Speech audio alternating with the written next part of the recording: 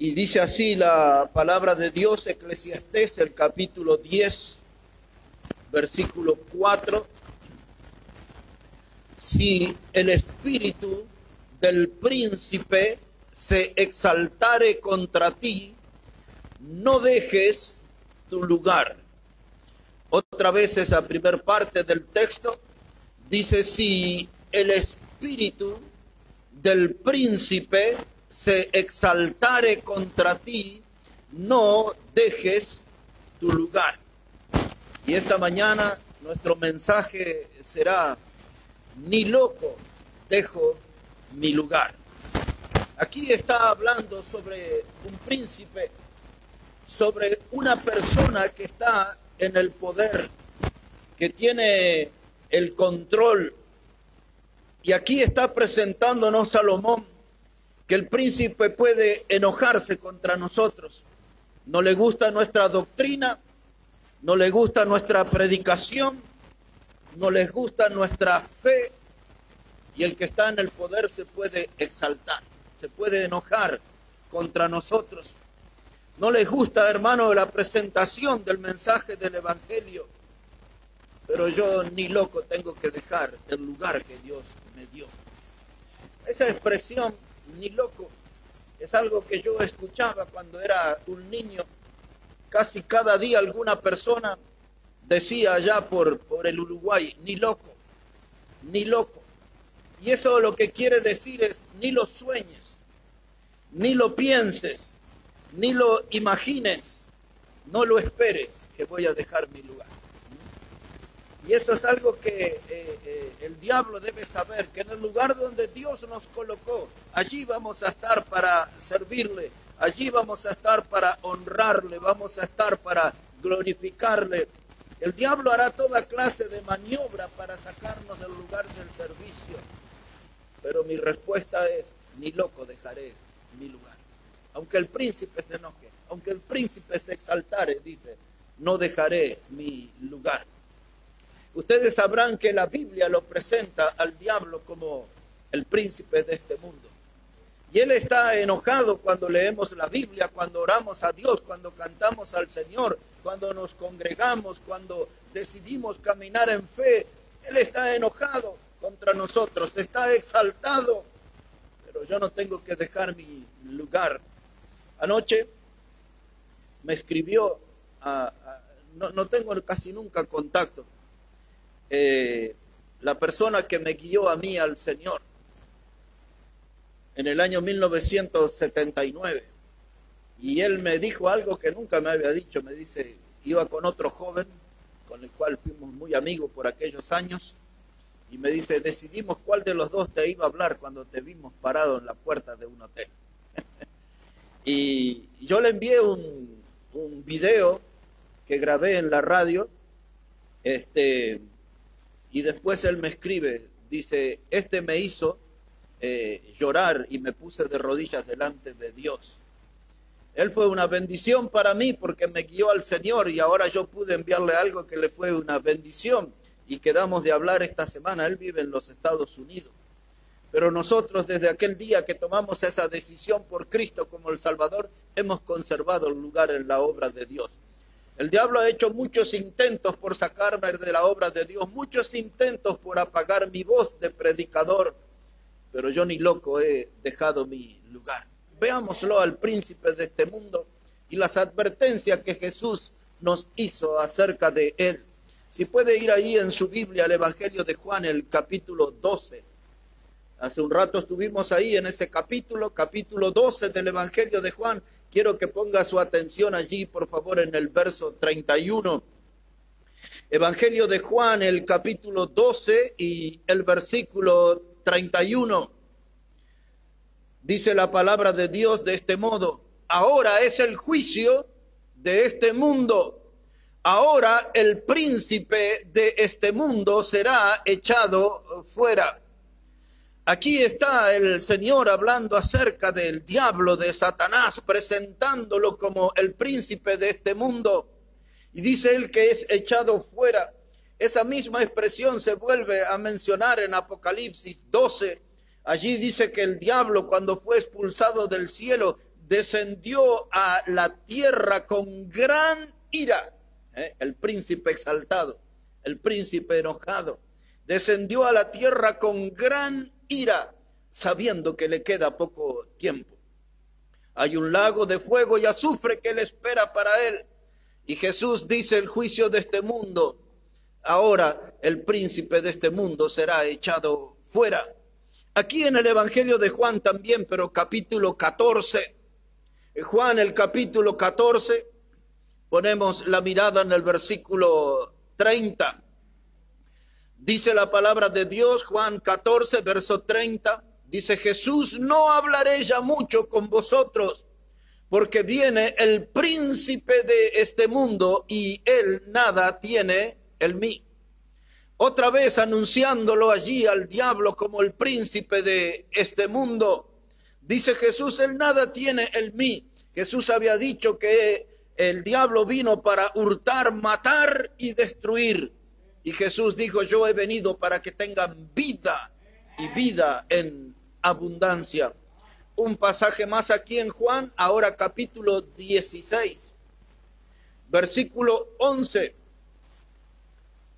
Dice la palabra de Dios: y de juicio, por cuanto el príncipe de este mundo ha sido ya juzgado.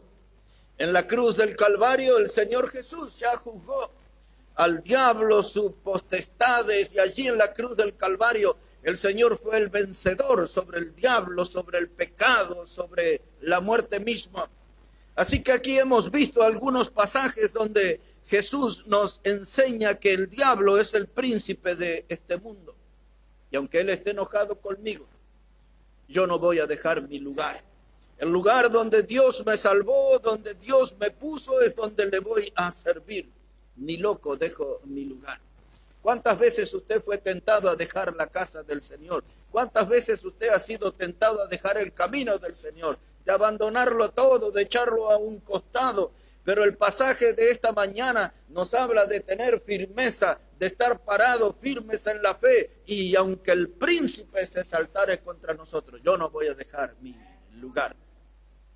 Volvemos al Antiguo Testamento, al libro de los Proverbios. Quiero que observe algo allí, por favor, en el capítulo 16. El libro de los Proverbios, el capítulo 16. Mire cómo dice ahí la palabra del Señor, versículo 14, Proverbios 16, versículo 14. Dice la palabra del Señor: la ira del rey es mensajero de muerte, mas el hombre sabio la evitará. Otra vez alguien que está en el poder como el príncipe, ahora es el rey. Y dice que la ira de él, cuando el rey se enoja, es mensajero de muerte. ¿Por qué? Porque él tiene el poder, él puede decidir, él puede decir: este vive, aquel no. La ira, el enojo del rey es mensajero de muerte. ¿Cuántos de la gente que ha estado en el poder ha atacado a los predicadores, los ha encerrado y hasta muchos le han quitado la vida, pero no han podido apagar su testimonio? Porque muchos son, como dice Hebreos capítulo 11, hablando sobre Abel, dice: aún muertos sus obras hablan por él. Y muchos predicadores que le han quitado la vida aquí en este mundo, su testimonio sigue hablando, su mensaje se sigue predicando, se sigue anunciando. Dice el texto: la ira del rey es mensajero de muerte. La palabra del rey puede ser una amenaza para nosotros, pero no vamos a guardar silencio, vamos a predicar la palabra del Señor. Yo sé que el rey puede hacer un gesto, un movimiento con su mano, puede indicarle a alguno de sus verdugos que nos quite la vida. Ya lo han hecho con Esteban en el Nuevo Testamento, ya lo han hecho con los profetas en el Antiguo Testamento, lo han hecho con Jacobo, que Herodes lo mató a espada, dice el libro de Hechos, pero no pueden acallar el mensaje. El testimonio de aquellos servidores siguió adelante, y aunque el príncipe se exaltase, yo no voy a dejar mi lugar, no voy a dejar mi lugar, tengo que seguir adelante predicando la palabra de Dios. Muchos de nuestros hermanos en la fe fueron muertos en la guillotina, devorados por leones, por perros rabiosos, muertos en la cruz, de formas muy violentas, pero todos guardaron su lugar donde Dios los puso, siguieron predicando y salieron de esta vida y entraron al cielo con el gozo de la misión cumplida de haber servido al Señor. Aunque el príncipe se exaltase, yo no dejaré mi lugar, ni loco dejaré mi lugar. Y tenemos que pelear por el lugar donde Dios nos puso. Quiero un ejemplo sobre esto en el libro de Samuel, segundo libro de Samuel, el capítulo 23. Mire cómo dice ahí la palabra de Dios, habla acerca de los valientes de David. Y allí en segundo libro de Samuel, el capítulo 23, versículo 11, viene hablando de estos valientes de David. David tenía un grupo como de 30 valientes, gente que estaba realmente con esa conducta de guerreros y daban su vida por el rey. De algunos de ellos dice así la escritura, segundo de Samuel, el capítulo 23, verso 11. Dice la palabra de Dios aquí. Dice, y este se levantó e hirió a los filisteos hasta que su mano se cansó y quedó pegada en la espada. Aquel día Jehová dio una gran victoria y se volvió el pueblo en pos de él tan solo para recoger el botín. Verso 11. Después de este fue Sama, hijo de Age, Ararita. Los filisteos habían reunido en Leí, donde había un pequeño terreno lleno de lentejas, y el pueblo había huido delante de los filisteos. Y él entonces se paró en medio de aquel terreno y lo defendió y mató a los filisteos, y Jehová dio una gran victoria. Aquí está la Biblia hablándonos de uno de los guerreros de David. Dice que este se llamaba Sama y se paró en un terreno de lentejas y peleó por ese lugar, defendió ese lugar. Él vio como sus amigos huyeron, se escaparon del campo de batalla, pero él ni loco dejó su lugar. Se paró en ese campo de lentejas y defendió el terreno donde Dios lo puso, y Dios le dio una gran victoria. Hermanos, en la vida cristiana muchos van a desertar de la fe. Muchos van a abandonar el camino del evangelio. Por eso muchas veces decimos desde este púlpito que lo sabio es vivir con los ojos puestos en Jesús, el autor y consumador de la fe. Los ojos puestos en Jesús siempre son una gran fuente de motivación para nosotros. Cuando miramos la gente, el testimonio de algunos a veces nos desilusiona, nos decepciona. El testimonio de algunos a veces puede ser de tropiezo para nuestras almas, pero una gran motivación es vivir con los ojos puestos en Jesús. Ni loco dejo mi lugar. Si otros toman malas decisiones, si espiritualmente se suicidan tomando malas decisiones, yo ni loco voy a dejar mi lugar. Aunque el príncipe se exaltase, aunque el diablo esté enojado contra mí y apunte todas sus fuerzas demoníacas y del infierno contra mí, yo voy a ser como este hombre Sama. Me pararé en el campo de lentejas y pelearé por el lugar donde Dios me puso. Ni loco dejo mi lugar, ni loco dejo mi lugar. Ahora, el ejemplo anterior en el versículo 10, habíamos visto a otro que peleó todo un día y dice, y la espada se le pegó a su mano. Ese es un estilo de combate, un modo de combate. La espada es la palabra de Dios. Estuvimos estudiando eso el día jueves aquí. Y ese siempre en nuestra vida debe estar apegada a la palabra de Dios. Esta es nuestra herramienta para la batalla. Es la herramienta para pelear contra el enemigo, la palabra de Dios. Y este hombre peleó todo un día y hasta que la espada le quedó pegada a la mano. Hermano, esa gente combatía realmente con compromiso. Y por eso estamos mirando esos ejemplos en esta mañana, porque el diablo querrá quitarnos del lugar donde Dios nos puso, pero aunque el príncipe se exaltase, yo no dejo mi lugar, yo no dejo mi lugar. Quiero que volvamos al Nuevo Testamento por un momento, ahora al Evangelio de Mateo, el capítulo 27. El Evangelio de Mateo, el capítulo 27. Y al llegar allí vamos a poner la mirada en el verso 41 y vamos a aprender en estos pasajes que el Señor Jesucristo no dejó su lugar. Mire cómo dice la palabra de Dios. Evangelio de Mateo, el capítulo 27 y el versículo 41. Dice la palabra de Dios que de esta manera también los principales sacerdotes escarneciéndole con los escribas y los fariseos y los ancianos, decían: a otro salvó, a sí mismo no se puede salvar. Si es el Rey de Israel, descienda ahora de la cruz y creeremos en él.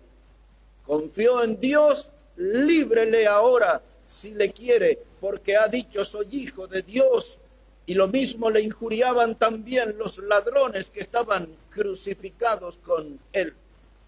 Hermano, ¿qué es lo que tenemos aquí?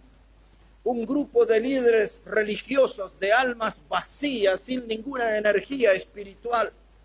Líderes religiosos que habían sido parte de la trama con los romanos para llevar a Jesús a la cruz.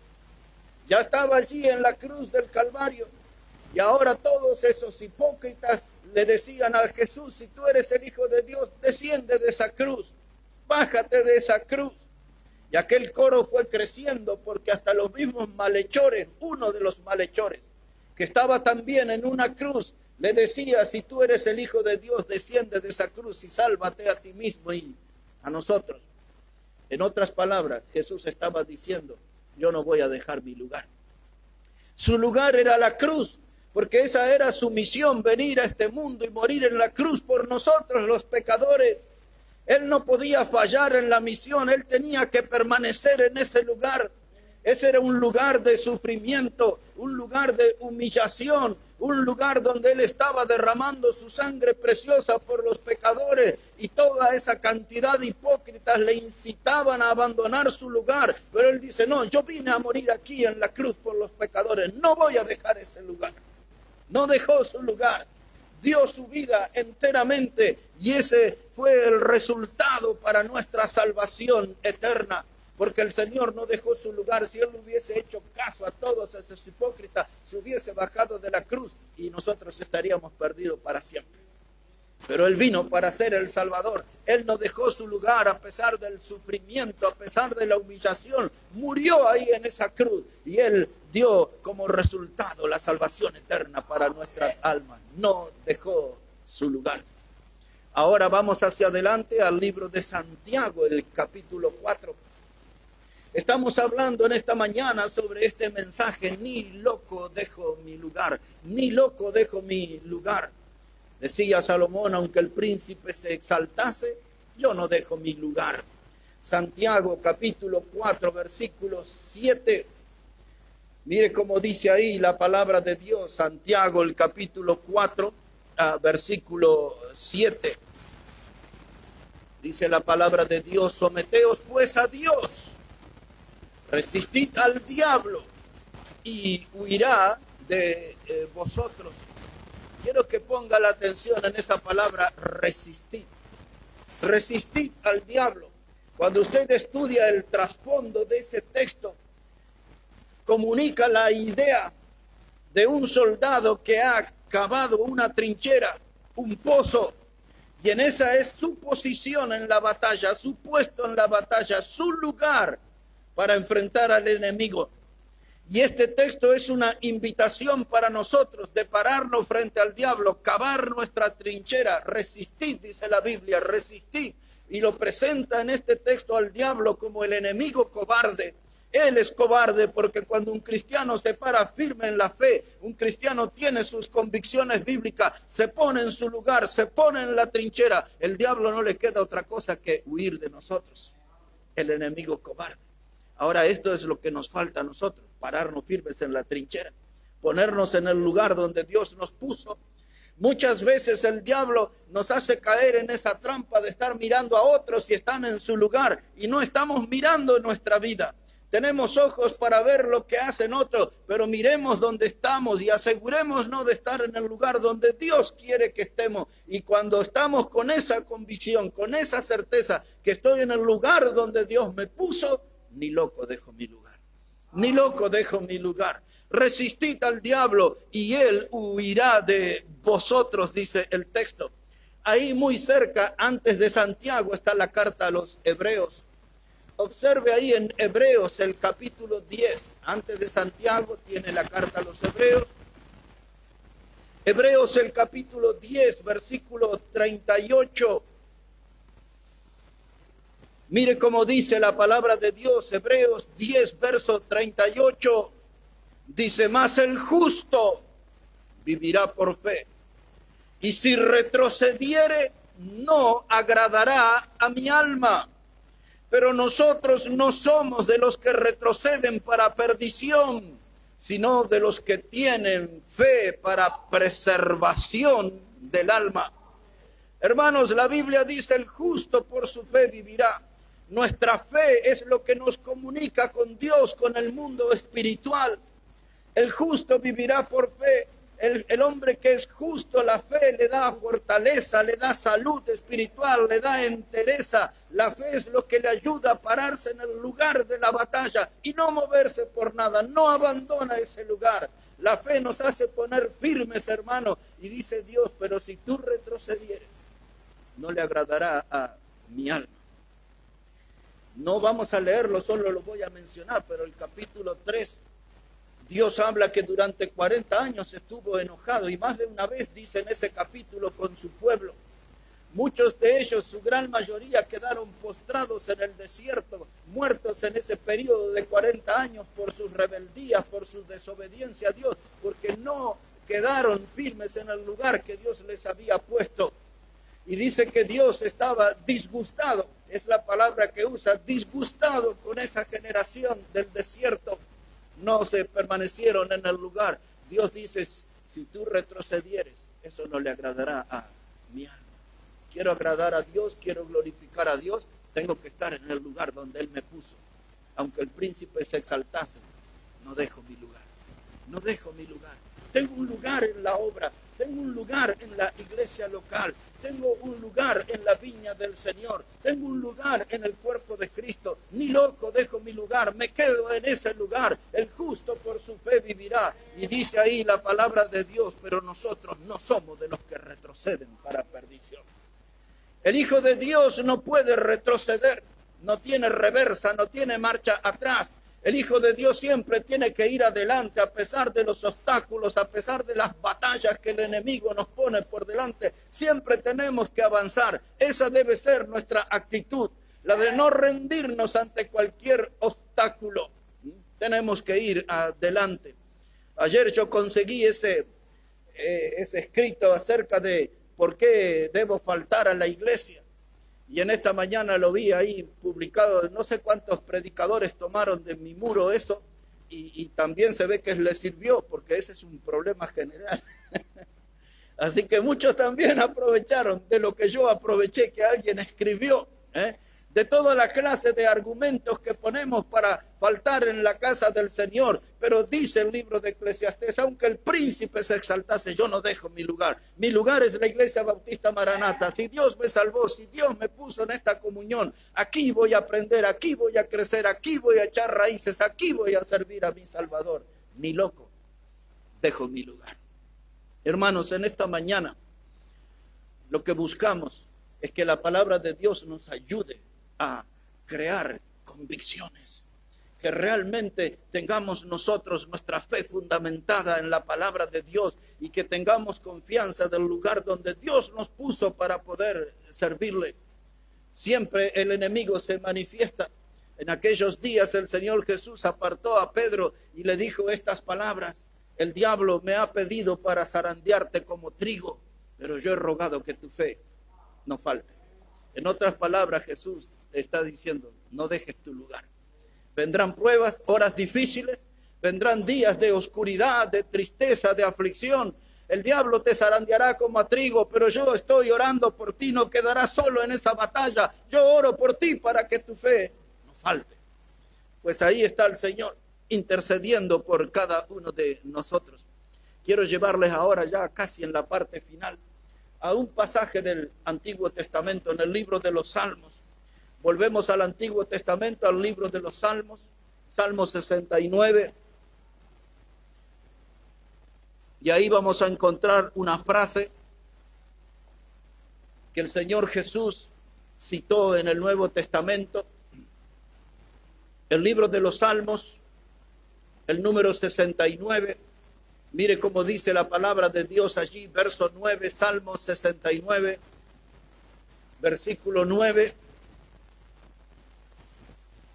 Y observe cómo dice el texto, y seguro usted dirá, esto es lo que dijo Jesús en Juan capítulo 2 y también en otros lugares. Dice Salmo 69, verso 9, porque me consumió el celo de tu casa. En el Evangelio dice el celo de tu casa, escrito está, el celo de tu casa me consume. Es este el pasaje. Porque me consumió el celo de tu casa y los denuestos de los que te vituperaban cayeron sobre mí. Lloré afligiendo con ayuno mi alma y esto me ha sido por afrenta. Puse además cilicio por mi vestido y vine a hacerles por proverbio. Hablaban contra mí los que se sentaban a la puerta y me zaherían en sus canciones los bebedores. Pero yo a ti oraba, oh Jehová, al tiempo de tu buena voluntad, oh Dios, por la abundancia de tu misericordia. Este es un salmo de David. La historia enseña que fue un salmo escrito sobre lirios. Este Salmo 69 escrito sobre lirios. Lo muestra al rey acorralado por sus enemigos. Allí presionado para dejar el lugar. Pero en otras palabras, David también está diciendo, ni loco dejo mi lugar. Aunque todas las fuerzas del mal están contra mí, me están cercando, me están rodeando, pero yo no voy a dejar el lugar donde Dios me puso.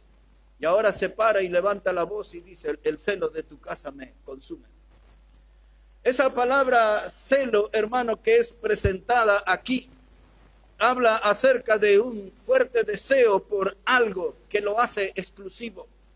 Otra vez, la palabra celo en este pasaje es el fuerte deseo por algo que lo hace exclusivo. La casa de Dios es exclusiva. La obra de Dios es exclusiva. No hay otra cosa más importante. No hay nada que deba competir con la casa de Dios. Tengo que tener un celo exclusivo. Debo amar la casa de Dios más que todas las cosas. La casa de Dios, el celo de tu casa me consume. El pensar en la casa de Dios y en la presencia de Dios me llena de entusiasmo, de pasión. El enemigo me abofetea, me ataca de todos lados, pero ni loco dejo mi lugar. Yo elijo estar en la casa de Dios. El Salmo 84 habla bastante acerca de esto también, de estar en la casa de Dios. El celo de tu casa me consume. Y ahí aparece una palabra extraña. Quizás es la primera vez que usted la oye. Es la palabra denuestos. ¿La vio ahí en ese versículo 10? Dice la palabra de Dios. Ahí, el versículo 9, disculpe, dice, y los denuestos de los que te vituperaban cayeron sobre mí. Esa palabra denuestos quiere decir las groserías, los insultos. Fue insultado porque amaba a Dios. Fue insultado porque era un apasionado por la casa de Dios. Fue insultado porque era un seguidor del Señor. Fue insultado porque ni loco dejó el lugar que Dios le dio. Denuestos, insultos, grosería, toda clase de blasfemias, dice David, cayeron sobre mí. Pero después de eso, yo estaba firme todavía, en el lugar donde Dios me puso. Ahora ponga atención al versículo 10. Él dice, lloré afligiendo con ayuno mi alma. Y esto ha sido por afrenta. Es decir, que cuando la gente supo que él ayunaba porque quería invertir tiempo en la presencia de Dios, no le interesaban las actividades mundanas, no se enredó en ninguna cosa del mundo. Él se concentró en ayunarse, se concentró en la persona de Dios, quiso disfrutar la comunión, experimentó una comunión plena con Dios. Y dice que cuando él estaba haciendo ayuno, dice que los otros lo tomaron como afrenta. La gente le decía, mira, este se cree más santo que nosotros. Él se cree más espiritual que nosotros. Él se cree mejor creyente que nosotros. Y entonces este hombre que estaba dedicado a Dios, otros se ofendían. ¿Por qué se ofendían? Porque ellos eran mundanos, porque ellos estaban caminando con el enemigo. Y este hombre estaba entregado en un ayuno delante de Dios. Y ahora el versículo 11 nos da otra lección. Dice él, puse además cilicio por mi vestido y vine a hacerles por proverbio. Esa palabra cilicio, hermanos, habla de una vestidura áspera. Dice, me puse esa vestidura incómoda. Y a veces ese cilicio tenía como unas espinas, como unas púas. O sea que era algo bien incómodo. Y ese cilicio era una señal de quebrantamiento. Cuando usted va a leer expresiones en la Biblia en cenizas y cilicio. Era la forma de mostrar un estado de aflicción, de compunción, de preocupación, de algo que me obliga a estar tiempo delante de Dios. Ahí está la palabra cilicio. ¿Y qué pasaba cuando él se vistió así? Eso le sirvió de proverbio. Es decir, que hacían frases como pequeñas canciones para burlarse de él. Y cuando uno está en el lugar que Dios le puso, todo el mundo quiere burlarse. La gente del trabajo, los vecinos, nuestros familiares, y hasta mire quién más se suma a ese coro de burlas. Observe ahí, por favor, versículo 12. Dice David, y hablaban contra mí los que se sentaban a la puerta, y me zaherían en sus canciones los bebedores. Hasta los borrachos lo atacaban. Escribían canciones los borrachos contra el varón de Dios. El que se plantó y dijo, el celo de tu casa me consume, me interesa la palabra, me interesa la obra de Dios, me interesa la comunión con Dios, me paro en este lugar, ni loco dejo este lugar. No me importa que los borrachos canten contra mí, no me importa que los poetas mundanos hagan proverbios contra mí, no me importa nada de esas cosas. Dice, y aunque me hieran, me zaherían, dice, me hieren con sus canciones los que se sentaban a la puerta, todos los vagos, los que toman cerveza en las esquinas, en las plazas, los que se drogan por ahí, hablan pestes contra mí, pero yo ni loco dejo mi lugar, ni loco dejo mi lugar. Dios me salvó, Dios me dio el privilegio de estar en su obra, no voy a fallar al Señor. Un hombre acorralado, pero un hombre firme en su fe. Es el ejemplo que nos transmite en esta mañana. Y dice el verso 13, pero yo a ti oraba, oh Jehová, al tiempo de tu buena voluntad, oh Dios, por la abundancia de tu misericordia y por la verdad de tu salvación. Escúchame. Aquí está un hombre acorralado. Son muchos los enemigos. ¿Cómo los voy a enfrentar? Necesito encontrar poder en Dios. ¿Cómo lo voy a hacer? A través de la oración. Yo voy a orar a Dios buscando el tiempo de su buena voluntad. Él estaba ahí, hermanos, en oración. Y eso es porque a veces los problemas pasan sobre nosotros como una aplanadora y nos sacan de la obra y nos alejan de la fe, enfrían nuestra alma, porque no tenemos vida de oración, hermano. No tenemos vida de oración. ¿De dónde vamos a obtener fortaleza para conseguir firmeza en la vida si no tenemos tiempo de oración? Estamos tan ocupados con las actividades de la vida, el mundo nos absorbe de tal manera, no tenemos tiempo para orar a Dios. La oración y esa doctrina se ha vuelto casi un olvido en la vida de los bautistas. Los bautistas dejaron ya la oración y por eso hemos perdido el poder. Hemos perdido el poder. Muchas veces se notan nuestras flaquezas porque eso deja en evidencia nuestra falta de oración. Ni loco dejo mi lugar. Como verá esta mañana, este mensaje es todo un desafío para nosotros de volver a ocupar nuestro lugar, de volver a estar en el puesto de batalla que Dios nos ha dado y de estar firme. Lo que otros hacen es asunto de ellos. Yo sigo adelante en la fe con mis ojos puestos en Jesús. Me animo al mirar a Jesús. Me entusiasmo en seguir al Señor. Ni loco, yo dejo mi lugar. Mis hermanos, uno de los grandes predicadores de la historia que nosotros respetamos mucho se llamaba Carlos Spurgeon. El mote que le pusieron a él fue el príncipe de los predicadores. Tomó una iglesia con un grupo de 80 personas casi cuando él tan solo tenía 18 años. Nadie creía en él, era un muchachito, un jovencito. Pero llegó a esa iglesia como hasta 16,000 con el paso de los tiempos. Y este hombre era un gran ganador de almas, era un hombre apasionado por la obra, un hombre estudioso, alguien que dedicaba hora y hora a estar en comunión con Dios. Cuando su iglesia creció y en esas reuniones la gente hacía fila afuera, a veces bajo la nieve, esperando un turno para entrar a escuchar de la palabra de Dios. Entraban en su auditorio como 10,000 personas. Y un día de octubre del año 1856, el enemigo trabajó. Y en esa iglesia abarrotada de gente. Un incrédulo comenzó a gritar: fuego, fuego, fuego, fuego. Y la gente empezó a correr, se produjo una estampida dentro de esa reunión.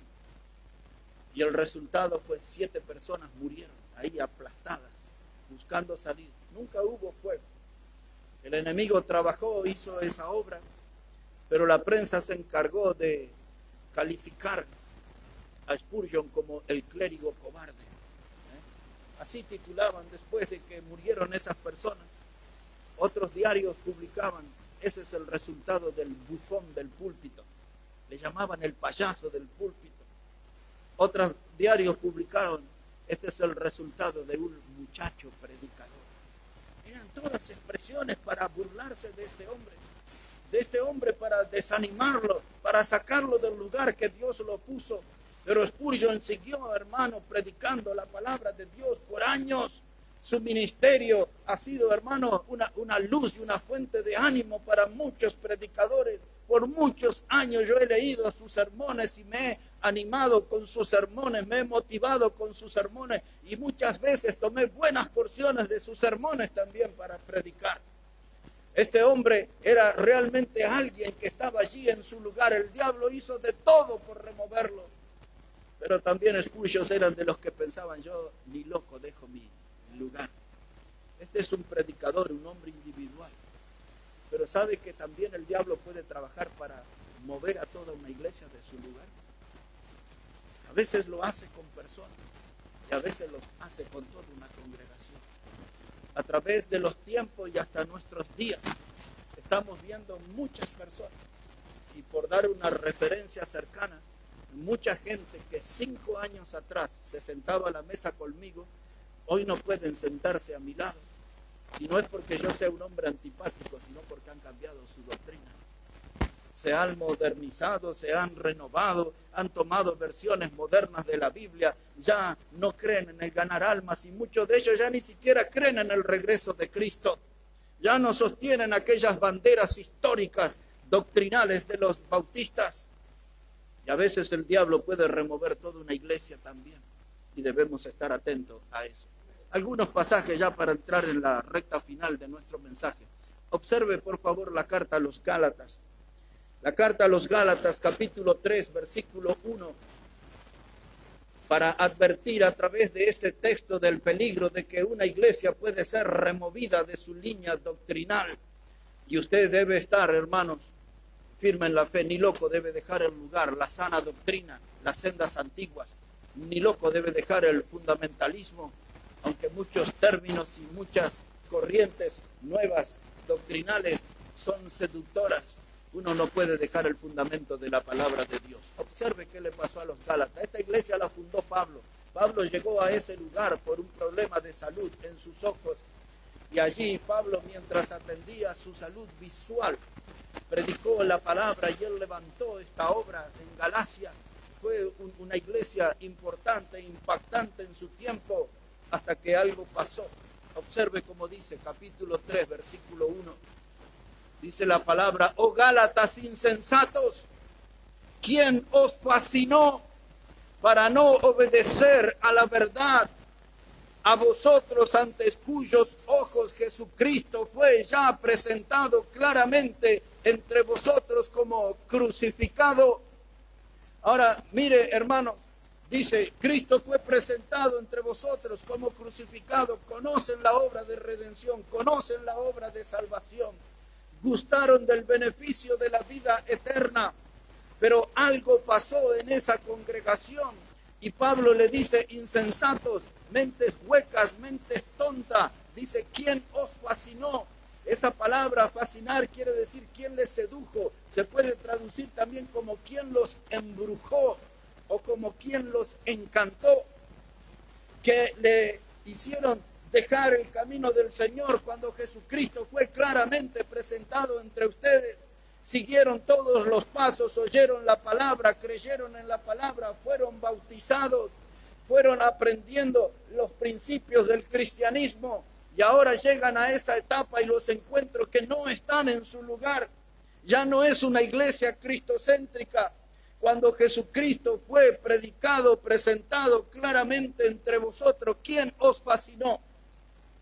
Alguien vino con sus encantos.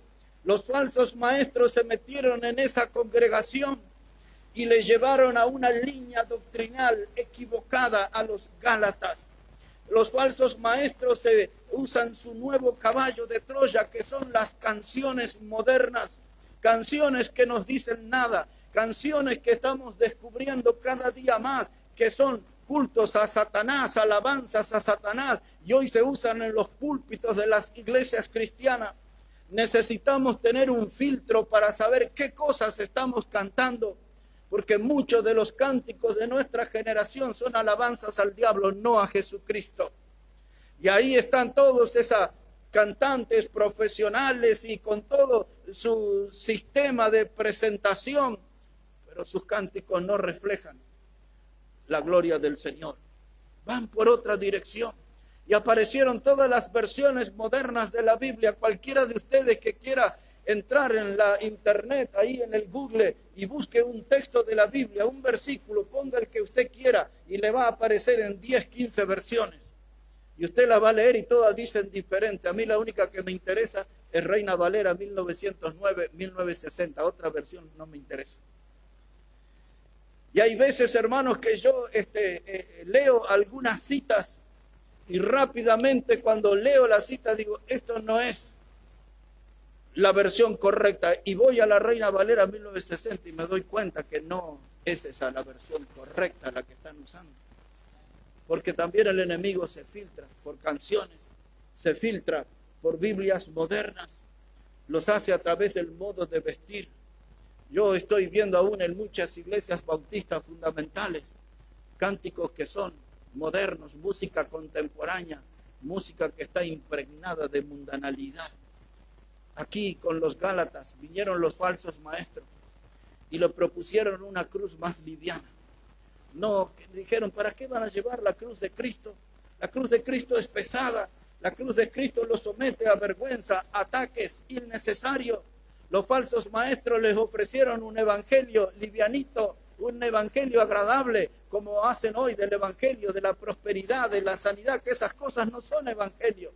El evangelio es Cristo muerto, sepultado y resucitado, y el desafío de Dios a nosotros es llevar la cruz de Cristo, no una de imitación, la cruz de Cristo enteramente, no una parte de la cruz. Porque muchos tienen a Jesús como el Salvador, pero no lo tienen como el Señor de sus vidas. Jesús es Salvador, pero para muchos no es el Señor, porque solamente llevan la parte de la cruz que le conviene.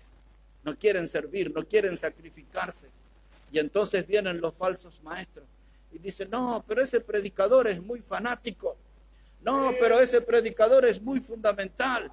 No, pero ese predicador toma demasiado en serio las cosas. El cristianismo no es así. El cristianismo es alegría, es felicidad. Cuando Cristo viene a mi vida todo se vuelve maravilloso. Nada de eso dice la Biblia. Pero esos son los falsos maestros de nuestro tiempo, que al igual que en los días de los Gálatas, fascinan a la gente. Y la gente entra en ese sistema de culto que usted nunca lo ve en las páginas de la Biblia.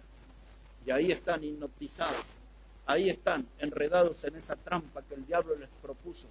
Están llenos de alegría, pero están vacíos espiritualmente, porque no hay nada de Dios en ese sistema de culto.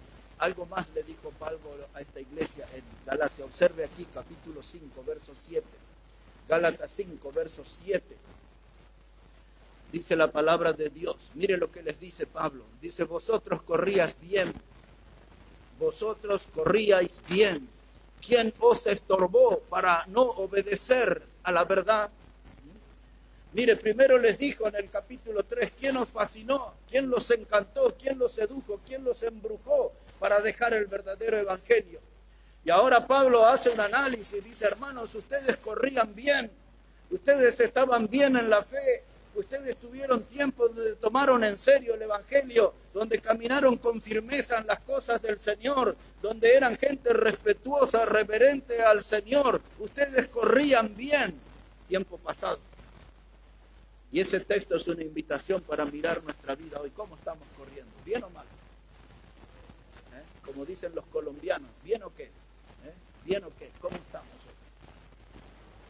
que quizás aquel fundamentalismo, aquella fe que nos fortalecía, aquella fe triunfante que teníamos al comienzo, ya quedó atrás en el tiempo. Corríamos bien, pero hoy ya no tanto. Hoy se nota que nuestras almas están agitadas, estamos cansados, tenemos poca energía para servir al Señor.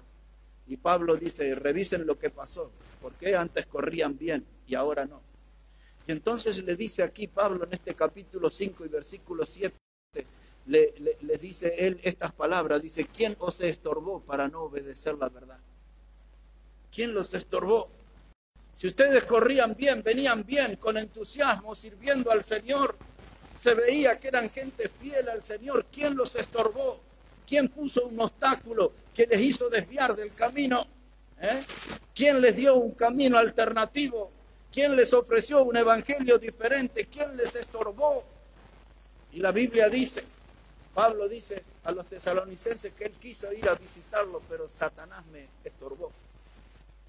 Él es el que pone estorbo. Y ese estorbo del diablo, esa fascinación que él nos trajo a través de los falsos maestros, es lo que nos ha hecho caer de la fe verdadera, retroceder, enfriarnos.